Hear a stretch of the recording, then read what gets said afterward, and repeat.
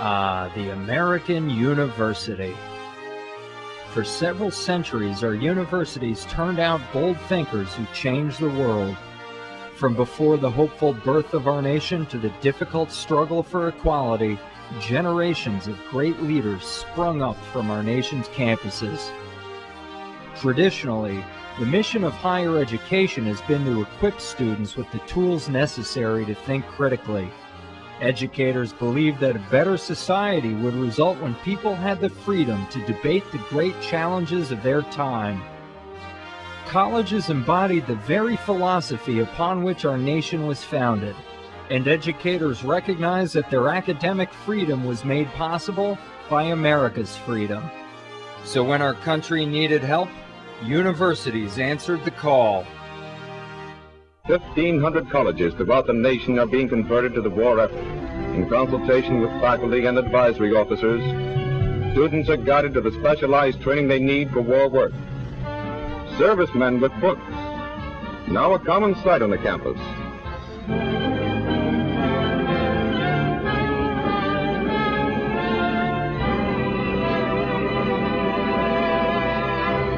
My, how times have changed.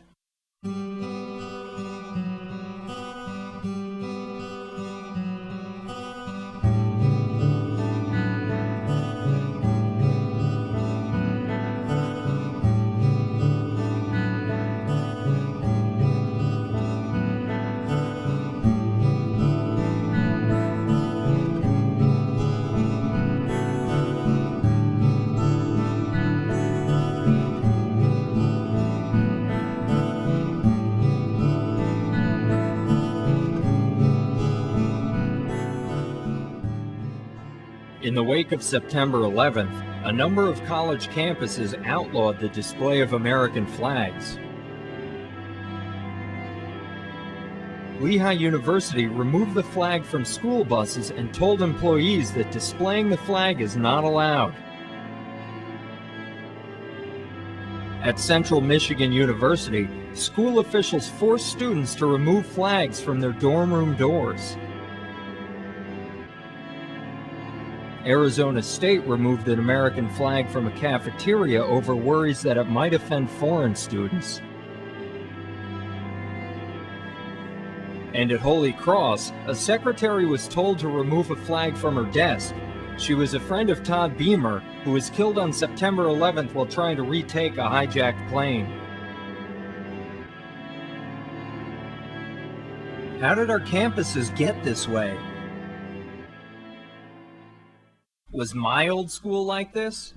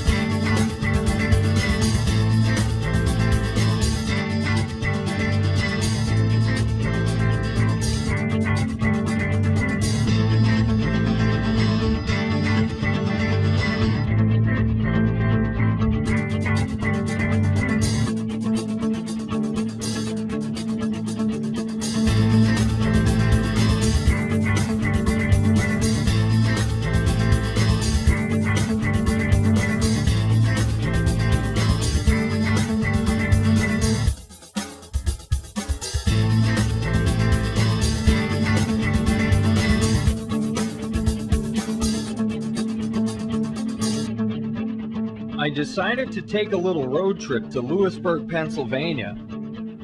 If you're a hardcore fan of The Sopranos, you may remember Lewisburg for two things. Jackie Aprile spent some time there in the Lewisburg Penitentiary, and Meadow paid a visit to the town to take a tour of my alma mater, Bucknell University. I loved my 4 years at Bucknell, but I've been hearing some disturbing things lately, and I wanted to go see for myself. America is a racist, sexist, homophobic, bigoted country. Has a lot of currency here. A lot of our students, I think, are unconsciously racist. A few administrators have written to the local papers saying that Some of us are racists. It's not conscious, so they don't really see it in themselves. People don't have any idea just how bad it is. And nobody wants to admit that they're unconsciously a racist. You hear all these things about, the evils of capitalism, blah, blah, blah. There are still lots of Marxists studying and writing and lots of journals and things within the economics profession. You never hear about the evils of communism. You never hear about the piles of bodies. Yeah, imagine your typical very wealthy Bucknell student taking a course which is a critique of capitalism and often saying things like, your parents are doing awful things to people around the globe, either indirectly or directly. Capitalism oppresses the individual. Marxism would empower the individual. We go through the basic ideas of Marx and then updates of Marx and some of the feminist and black feminist political economy and black political economy, which kind of starts with Marxism and then goes off in different directions from there. I'm an econ major. I've never been assigned Hayek. I've never been assigned Mises. I've never been assigned Friedman. Black political economists and feminist political economists have improved, I think, on basic standard Marxist ideas, and that they expose the fact that Marxist ideas haven't always dealt with race very effectively, for example, or with gender. I know one person here, ever, that I've met, who has read Friedrich Hayek. One person. Some of the most cutting-edge work in economics today is being done in feminist economics and in black political economy. So the students should be exposed, you would think, to the cutting-edge work in the discipline. If you're required to study this stuff about Marxism and you're required to study Marx in this much detail, that is a value judgment. We feel like they need to be exposed to this. This is really good stuff. This is stuff that they will benefit from learning, but it's going to conflict with their preconceived notions. I feel like we only get one point of view. If you were to look through the course book, you'd see across departments, there's tons of courses on gender issues, sex issues. You can't just take general history or sociology. In too many cases, you end up with people who turn a class that is not political and make it political. I believe it was an engineering class of some sort, and it turned into a screed about how George Bush invaded Afghanistan to build an oil pipeline across the country. This was a professor who went on about it for 45 minutes in an engineering class. Do you raise your hand and be like, excuse me, professor, I disagree with you, in a class where it's out of place already? I think a lot of it's made up. I think that a lot of the bias is in the eye of the beholder. It's not every class. You can't forget that, but it's way too often. These are respected university professors, and they're either controlling our grades or their colleagues are. I find when students come out of high school, they have no ability to engage in critical thinking. None. They are used to spouting back what teachers tell them. If everyone here who's in a position of authority and is supposed to be respected is saying these things, then of course it's going to start to sink in. It's just breathtaking how one-sided things can be here. Our big danger is the trustees. Our trustees have made noises every now and then about interfering in the curriculum and making sure that we have enough different perspectives. You ought to want a full flowering of ideas and all viewpoints.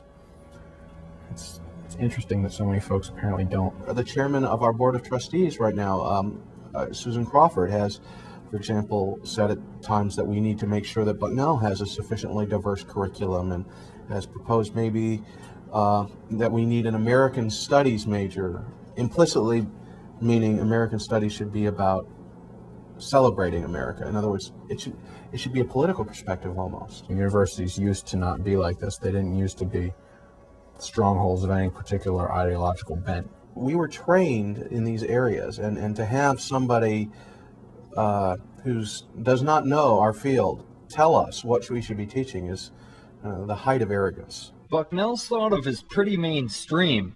It's certainly not the kind of school you'd expect to be far out there politically. So if students at Bucknell feel they're being indoctrinated, what does it say about all the other seemingly normal campuses around the country? Next stop on the road trip, San Luis Obispo, California, the home of Cal Poly.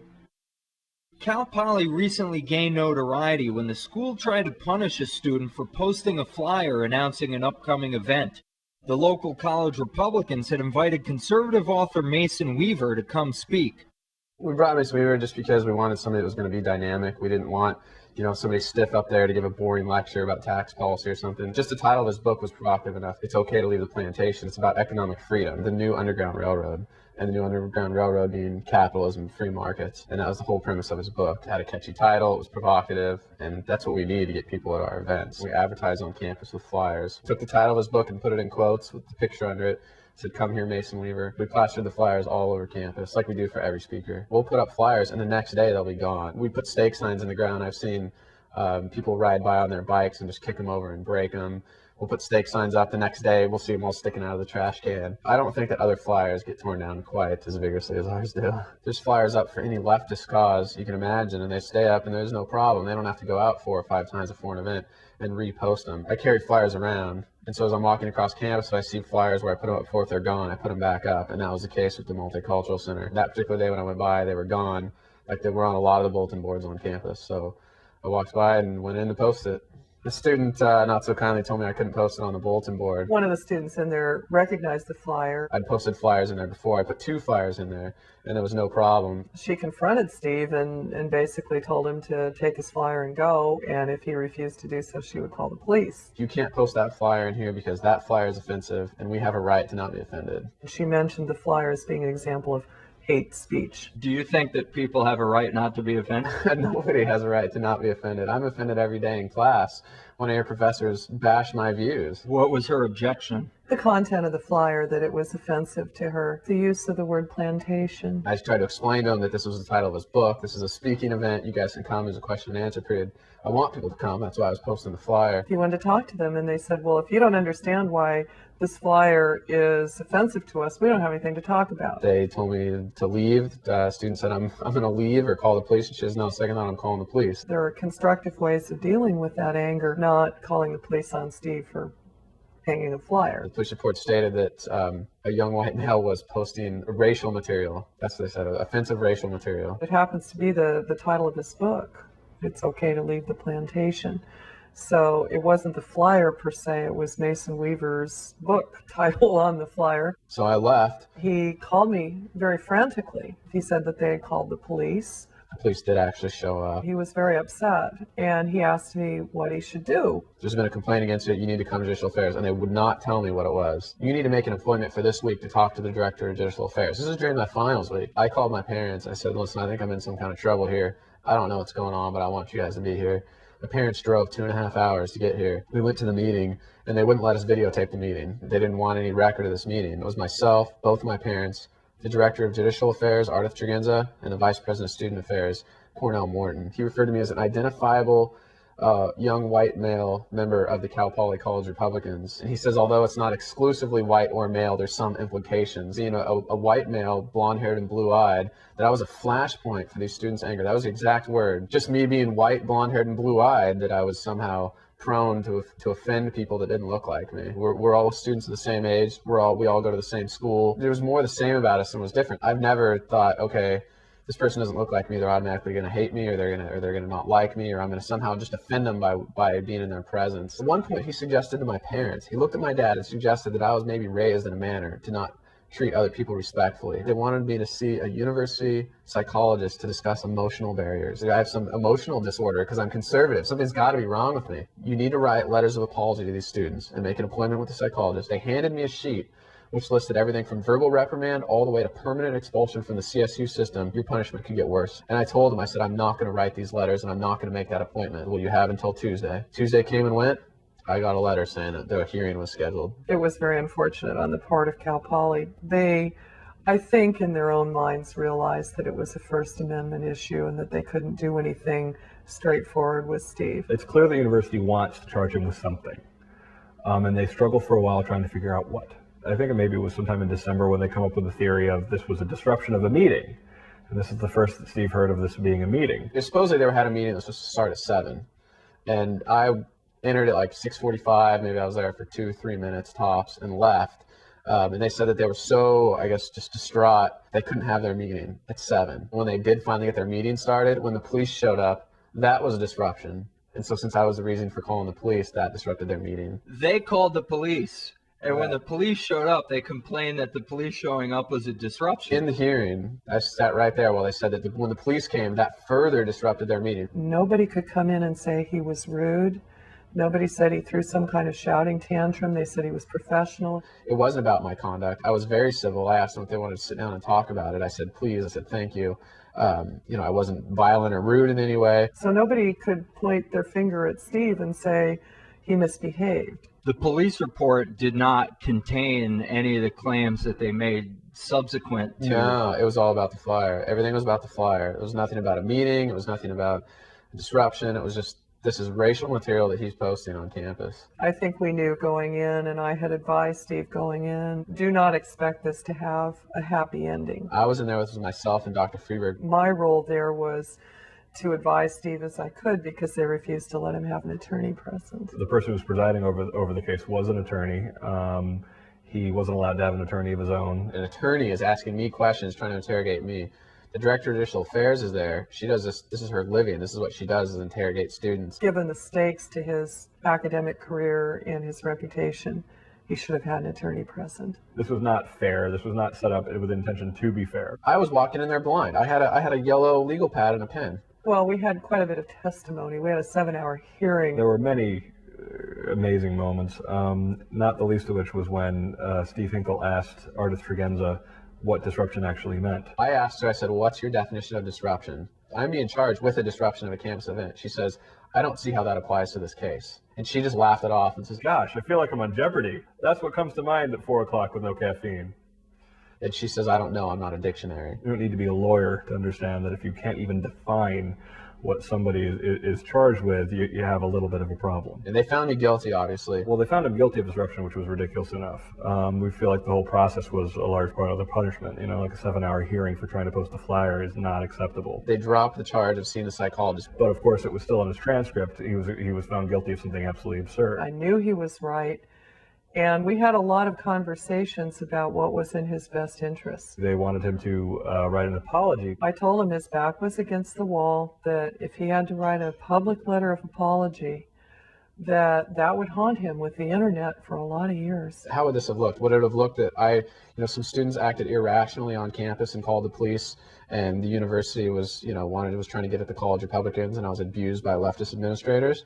Certainly not. It would have came back as, here's Steve Hinkle, who has a problem with black people, and he had to have the police called on him because he was putting up racist material. I didn't want that on my record. I'm not going to start out my career as a young adult having that skeleton in my closet. He was prepared to let Cal Poly, kick him out. I didn't know what was going to happen to me. There was completely the possibility that I was going to get kicked out of school for this, or I was going to even get suspended. After they found him guilty, he contacted us. I frankly thought that it was going to be another case that we resolved in like 10 minutes. We've caught them red-handed. They've got to back down. This is absurd. Fire warned them that it was going to come out in the media unless they solved this, and the university didn't heed their warning. Fire got involved, and it hit the news. It was on Fox News, it was on CNN, LA Times. Cal Poly was savaged in the press. After a lot of media attention, the university sent me a letter. They're not going to pursue the charges anymore. We succeeded in getting them to give up on trying to get the apology. But they didn't say they were dropping the case. So I still had this guilty charge on my record. The university not just taking the additional step of saying,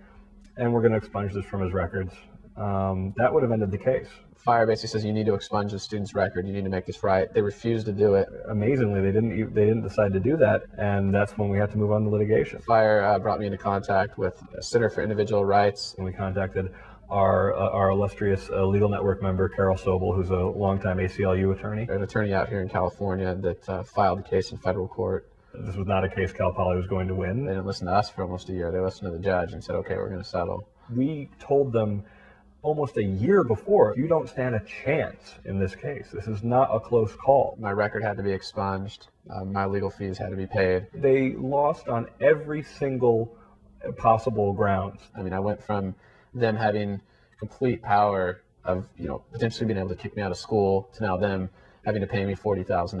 $40,000 out of the taxpayer's pocket. Cal Poly was just an amazing case. They dummied up charges. They held a ridiculous hearing. People were moving forward on Steve just out of sheer emotion. It was something that they had worked very hard to try to figure out something they could get him on. It had nothing to do with his disrupting a meeting that wasn't starting for another half hour. The administration wanted to send a message to all the students that this could be you. Imagine that message. I'm just out posting flyers for one of our events, and I could get kicked out of school. Why should I put my entire future and my entire academic career in jeopardy just because I'm hanging a flyer for the college Republicans? If I was a freshman and I saw that, I'm thinking, I'm not going to get involved in this group. I'm not going to go post flyers. My parents would kill me. If any time you posted a flyer, you had to consider the risk of having a 7-hour hearing, nobody would post flyers. They had tried on a number of different occasions to essentially shut down the college Republicans. Right, exactly. And they've done it as a group, and they'd always been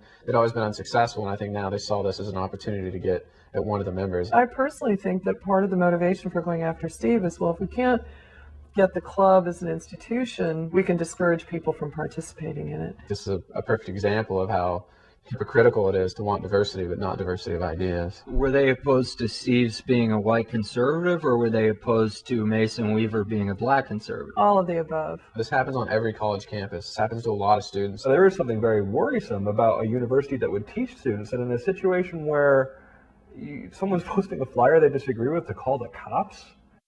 And they like calling the cops out there at Cal Poly. Let's just say I found out the hard way.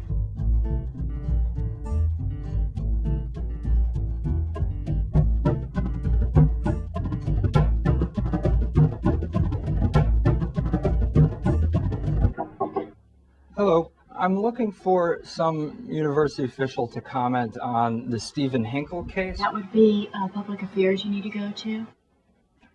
Thanks a lot. Hi, how are you? My name's Evan Maloney. I'm working on a documentary film, and I've been trying for a number of months to get administrators from Cal Poly to speak on the Stephen Hinkle case. And to date, nobody's returned my phone calls or emails. I'm trying to find someone who's willing to comment on the case. All of the people who are involved in the case don't seem willing to talk. I guess I could meet you in the front lobby. Okay, thanks a lot. Take care.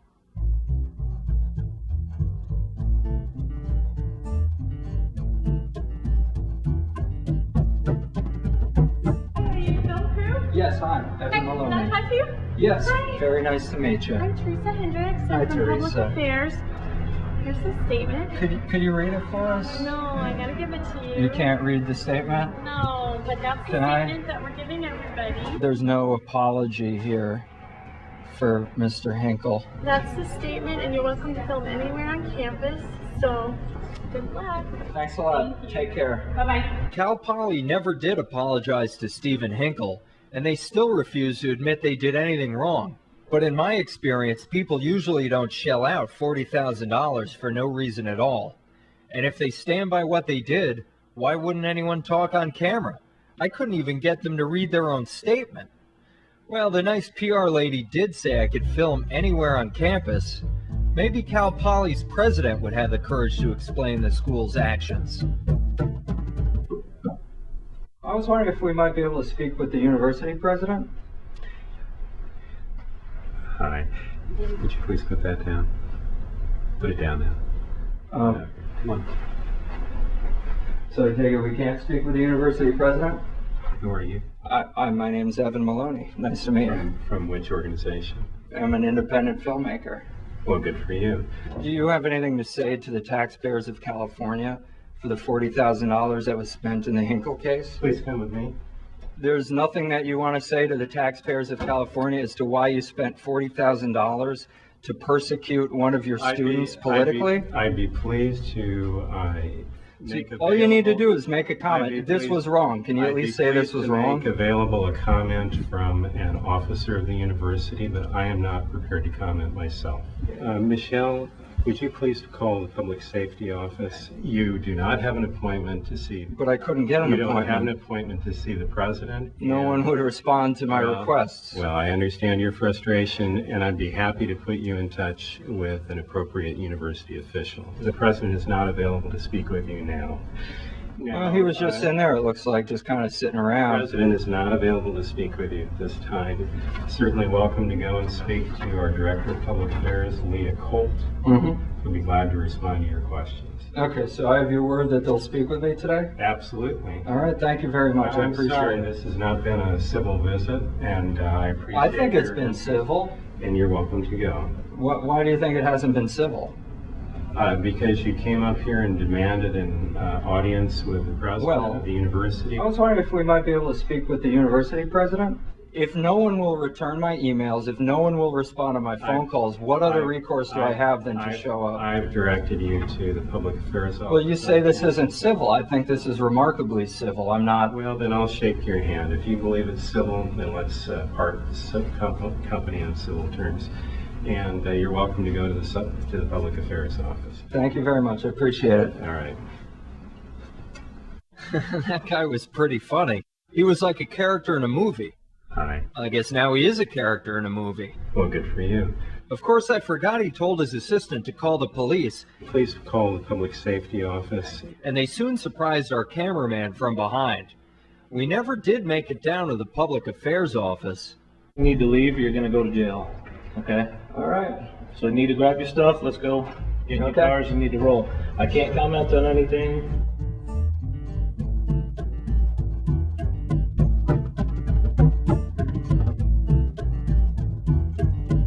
We're traveling to a number of different schools where students have been harassed because of their political views, and you know, so this was one of the schools, obviously, that was on the list. If they don't want to respond to phone calls or email, I don't know what else I can do other than show up in person.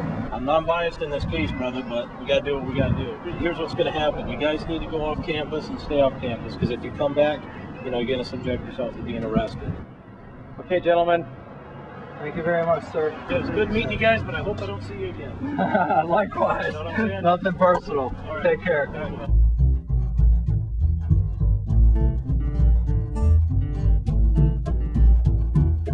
Well, the good thing about getting kicked off campus is I got the rest of the day off. And I guess Steve was celebrating too. It was that very morning when his victory over Cal Poly was announced. But for Greg Lukianoff at Fire, it's all in a day's work. Students are being told that they have fewer rights than they do, and that when they engage in clearly protected speech, very standard tame speech, they're being punished. And that is not acceptable in a free society. We've been involved in literally hundreds of cases. We've helped thousands upon thousands of students. We've made a lot of converts in our short existence. There are certainly people who at one point said, "Oh, there's no free speech problem on campus," who have either stopped saying that or have completely come over to the other side. Many of Fire's cases involve speech codes, obscure rules used by university administrators to punish students who express unpopular opinions. Speech code is a rule or regulation at a university that violates a substantial amount of protected speech, or what would be protected speech, in the larger society. Speech codes are a complete scandal. Fire recently studied nearly 200 schools and found that 89% of them have speech codes. Brown University outlaws statements that make people feel impotent, angry, or disenfranchised. Colby College prohibits anything that could lead to a loss of self-esteem. The University of Connecticut banned inappropriate laughter. And West Virginia University warns incoming freshmen not to use terms like boyfriend and girlfriend. The school says those are too gender-specific. Terms like lover and partner are encouraged. We've seen an awful lot of them where Christian students have been ruthlessly mocked, where conservative students obviously have been too, and nobody's crying hate speech in those situations. I'm politically liberal. That like a lot of the people who work with Fire we get criticism from people who don't know Fire very well, saying, "Oh, you know, you obviously have a conservative bias. So many of your cases are conservative." But pro-affirmative action rally at Berkeley is not going to be shut down. The kind of speech that gets censored or punished on campus, the kind of speech that Fire defends in the larger society, no even liberal Democrat would think that could be punished. And it's really unfortunate and really kind of bizarre that there are people out there who call themselves liberals, who believe in crushing speech that they don't like. But it happens all the time on American campuses. It happened recently at Bucknell. Anything which is intimidating, which is going to poison the campus environment, can't be allowed. You can't annoy someone. It's essentially up to them. It can be enforced selectively, and it is enforced selectively, I would say, on a partisan basis. You want to encourage free speech, but if one person's free speech intimidates somebody else and keeps them from speaking, then it's a different issue. Campuses have gone further to try and foster a better climate. How is harassment defined here at Bucknell? If you're offended by it, that's implicitly considered harassment. You never know what's going to be offensive. 100 years ago, it was offensive to say blacks were the same as whites. Does that mean we shouldn't have been able to say it? Of course not. I mean, we're all sort of paranoid to a certain degree about what we say in certain forums. People hesitate, and you wonder about what you've said. You wonder if there's going to be repercussions. The student makes their case to a particular person who's in charge of the judicial hearings. You go in front of a few students and a few professors. I'm actually on this board, so I've seen a lot of them. You have witnesses called for both sides, and there's a formal hearing. You're not allowed to have a lawyer. Sometimes it's very difficult to have your due process rights there, so it's really scary. You're usually sentenced. You're usually required to undergo some sort of sensitivity training. I was actually brought up on charges by the dean of students also, so I've seen both sides of it. You can't speak out one way or the other, either in favor or against the speech code. The university has essentially instituted a gag rule. We had a huge problem with the counterweight, our paper. We published an issue about the speech code. There was, a big to-do over the counterweight, and so our dean of students held a meeting. He invited sort of the preeminent liberal groups, or at least that are easily identifiable as liberal. There was a secret meeting at which I was threatened. Denise was threatened. We had the deans yelling at us, the different university administrators just yelling at us in a group of angry students. What kind of threats did you hear from the other students at this meeting? Stuff along the lines of, I really want to punch you right now. Some of them have just been really mean to me because of my beliefs, and I can handle them being mean to me, but to have a university employee just attacking me on a personal level. And the administrator who threatened you, is this person still with the university? Yeah. I'm not a lawyer, so maybe it's not really a threat.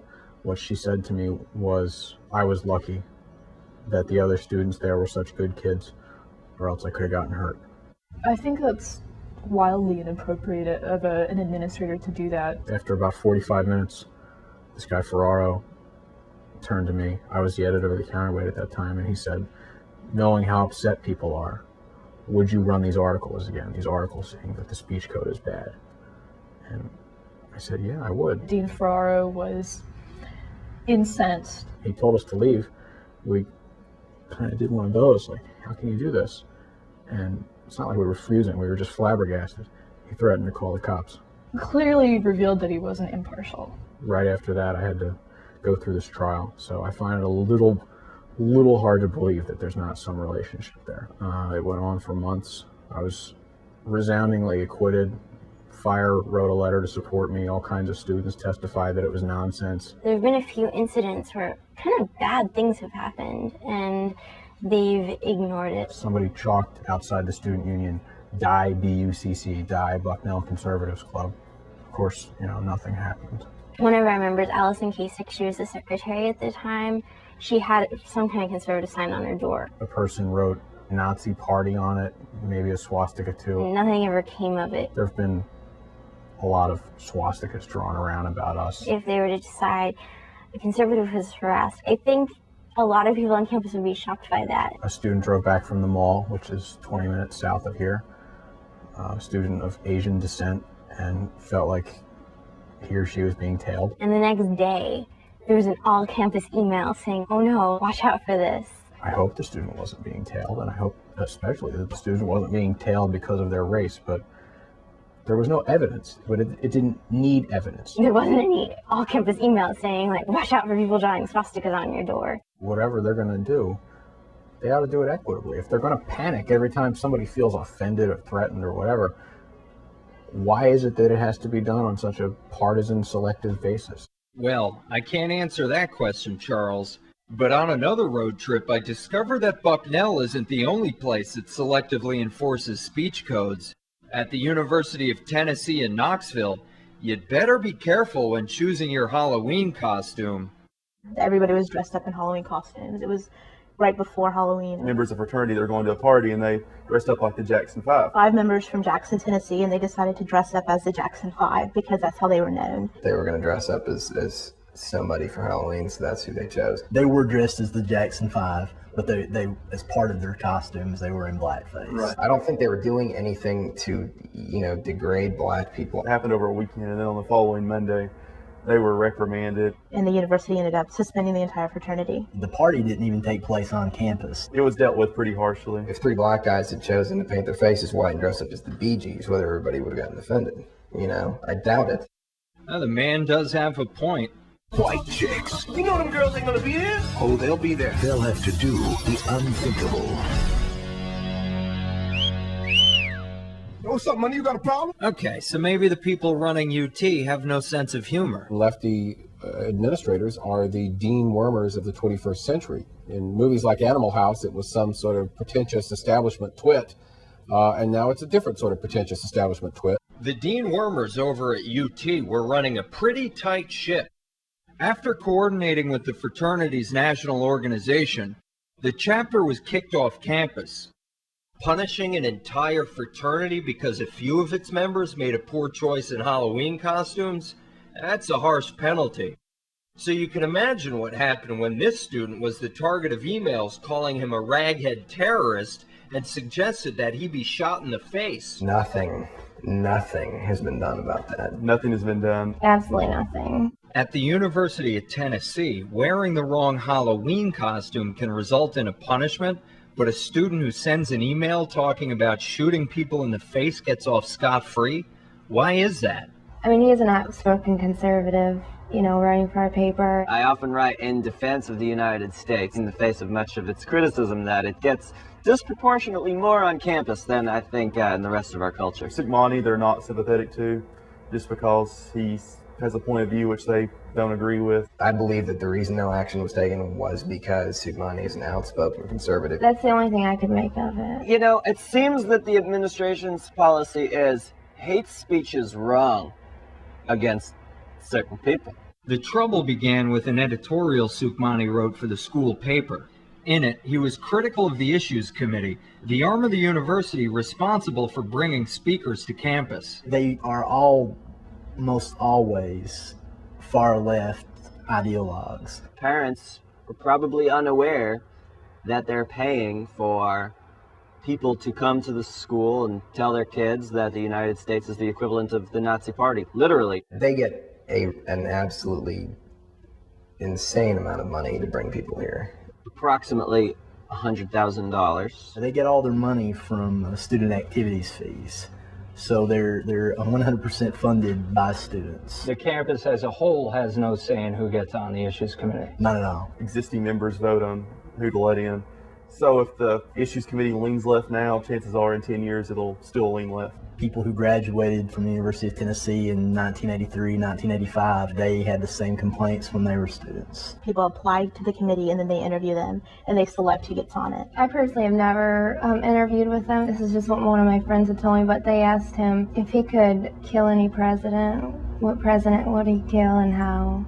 Really? Yeah. Soukmani had written an article in the Beacon about the bias of the Issues Committee and in terms of who they bring to campus to speak and everything else. He's kind of a pioneer in really going after the Issues Committee and staying after them. It really blindsided them. I don't think they ever expected anybody to question them. That probably didn't make him very popular at the administration. Popularity. What is it made of? How does a person get to be popular with lots of people and have a few close friends, too? Let's watch and see what makes people like one person and not another. Say, Reggie, did you know that Archie is a conservative? That's not too keen, Jughead.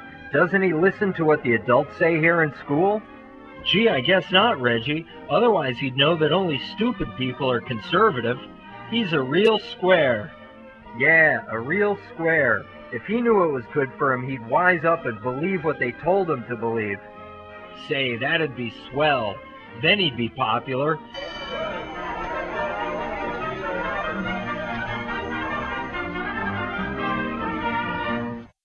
A friend of Soukmani's, who was a conservative, was the token conservative on the Issues Committee for a while, couldn't get anything done, couldn't get a word in edgewise, and got frustrated and resigned. But they left him on the email list. Unfortunately for them, they left me on the email list. I was receiving all of the emails that started circulating immediately after Soleimani's article ran. A lot of profanity and just attacking Soleimani and his religion. The discourse between the members deteriorated pretty quickly. This kid, I guess, made a comment over email. He wrote a comment to the rest of the group. He said, the next time you see one of these ragheads, shoot him right in the fucking face. It really seemed to me that they were wanting to go after Soleimani. I can only imagine what Soleimani goes through. He wears a turban every day. He has a long beard. People would expect him to hold certain views, which he doesn't. I'm sure he gets confused with being Muslim all the time. People don't know as much about Sikhs as they do about Muslims. His background would have been perfectly acceptable had he followed their politics, and they would have embraced it and applauded him for being a minority on this campus. But because he dared to be a conservative and speak his mind, they attacked him for it.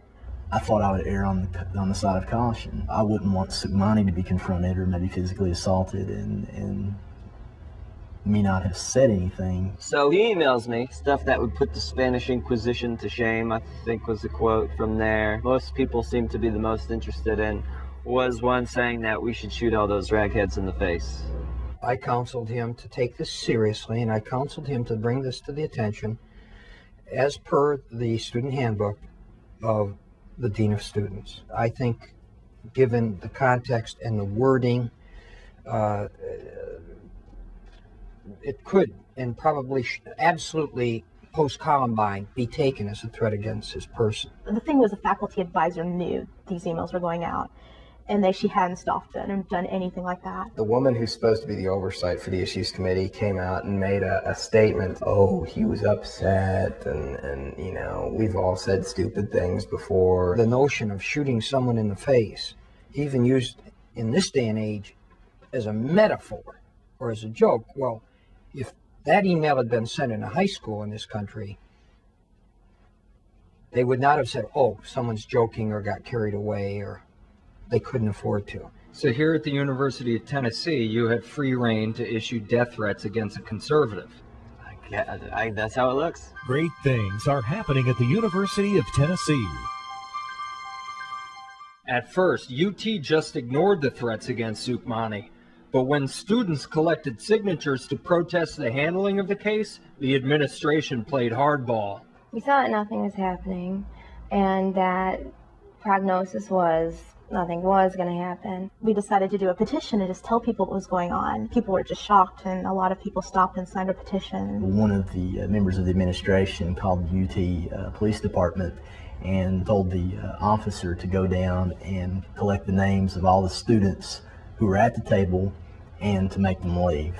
The cops on bikes and the nice tight shorts rolled up. He said that an administrator had called, and we said we had to shut down. And he's like, the dean just called me and told me to shut you down. There were some considerable efforts to intimidate students. A professor at the University of Tennessee, who I consider a mentor and a friend, had called me into his office. Word had come down from higher up that he needed to speak with me and ask me to back off, that I was risking my standing within the political science department and within the university at large.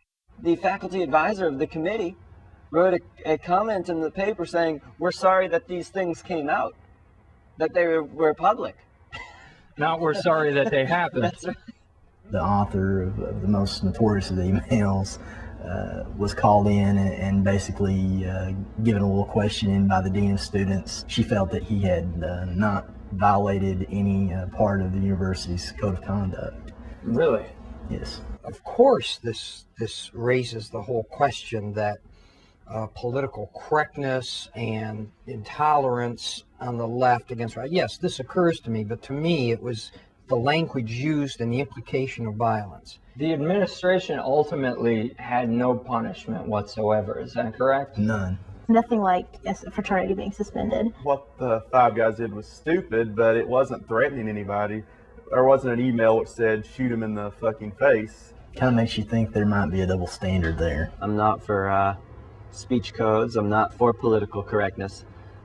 But yes, it does show a double standard in that it violates their codes Has this whole experience changed your view of the university at all? Well, you might say it's confirmed it.